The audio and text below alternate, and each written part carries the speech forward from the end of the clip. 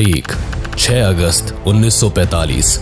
समय सुबह के 8:15 और एक धमाका। एक ऐसा धमाका जिसने कुछ सेकंड्स में जापान के लाखों लोगों को हमेशा के लिए गहरी नींद में सुला दिया। यह सुबह जापान के इतिहास में सबसे भयानक और दर्दनाक सुबह थी। लोग अपने अपने काम पर जा रहे थे, बच्चे स्कूल को रवाना हो रहे थे। आम जिंदगी घरों और सड़कों पर रोज की तरह अपने अपने कामों में बिजी थी। लेकिन अचानक लोगों ने आसमान से कुछ गिरता हुआ देखा, जो कुछ सेकंड्स में जमीन पर आ गिरा, जिसके जमीन को छूते ही एक बड़ा धमाका हुआ। चारों ओर केवल धुआं दिख रहा था।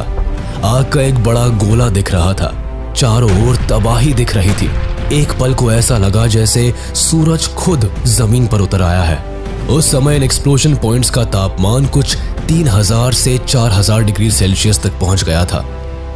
इसके बाद अगस्त 9, 1945 को 11:02 पर आसमान से दूसरी तबाही जापान की धरती पर आ गिरी, जिसके बाद जापान ने सेकेंड वर्ल्ड वॉर में अपने हथियार डाल दिए और सेकेंड वर्ल्ड वॉर का अंत हुआ। इस तरह दुनिया ने पहली बार एटॉमिक बॉम्ब की तबाही और दूसरे विश्व युद्ध के भयानक अंत को देखा था।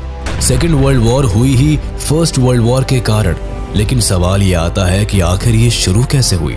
आखिर इतिहास में इतनी बड़ी जंग एक बार फिर क्यों लड़ी गई? हिटलर को ही क्यों सेकेंड वर्ल्ड वॉर का जिम्मेदार माना जाता है? क्यों हिटलर के नाजिज्म ने वर्ल्ड वॉर 2 जैसी जंग को जन्म दिया? और आखिर कैसे दुनिया में शांति बनाए रखने के लिए बनाए गए लीग ऑफ नेशंस को बुरी तरह फेल होते देखा गया?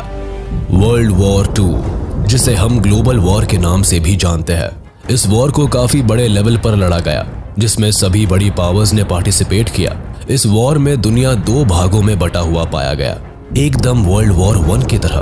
बस वहां एलाइज और सेंट्रल पावर्स के बीच जंग थी और यहाँ एलाइज और एक्सिस पावर्स के बीच। इस जंग को टोटल वॉर का भी नाम दिया गया, जिसका रीजन वॉर में मेनली सिविलियंस का इन्वॉल्वमेंट था।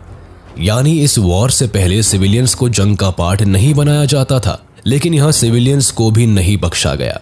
इस वॉर में सिविलियंस ने भी अपने देश का साथ देने के लिए जो बन पड़ा किया, जिस कारण सभी देश कॉमनर्स को भी जंग का हिस्सा मानने लगे। आर्मीज ने लोगों के घरों, हॉस्पिटल्स, शेल्टर्स और पब्लिक प्लेसेस पर भी बमबारी की, जिससे आर्मी की मदद करने वाले लोगों का भी खात्मा हो सके। इस वॉर में सभी देशों ने अपने हर रिसोर्स को दूसरे के खिलाफ इस्तेमाल किया था, जिससे देश की economy, industries, scientific capabilities, air force और आर्मी खास तौर पर आते हैं। इस जंग की शुरुआत तारीख को लेकर भी एक